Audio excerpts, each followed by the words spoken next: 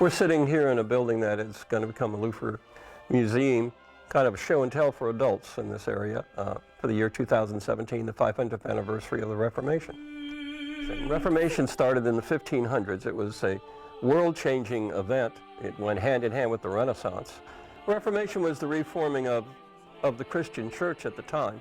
It had split once between Orthodox and Roman Catholic, and now Martin Luther decided to take a stand, and he wanted to remain in the church, but they threw him out. And in it became the Reformation of the Christian church. Martin Luther was a Roman Catholic monk. He grew up in a peasant family. The thing that happened in his life and became his theme was, when he was a teenager, he read the Bible for the first time. This opened up his entire life. And he said, why don't people have advantage to read this? Since you had to be a scholar to read it, his big goal in life was get it in the hands of the people, translate it in their language. The best they could do before that time was a stained glass window. That's how you told the Bible.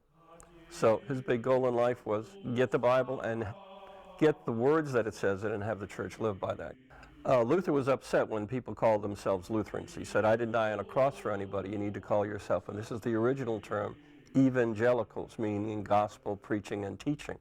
Once he was kicked out of the church, he had no choice but those many people that followed him to go ahead and begin a different kind of church where the Bible was the rule, and that was the big thing throughout his life.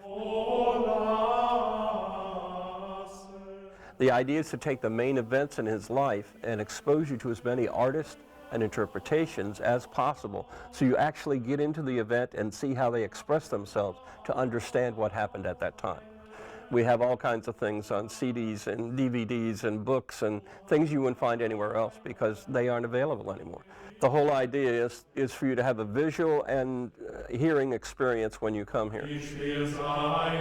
Kind of take you out of the world back to that time and kind of have you there, because we don't experience much of that anymore.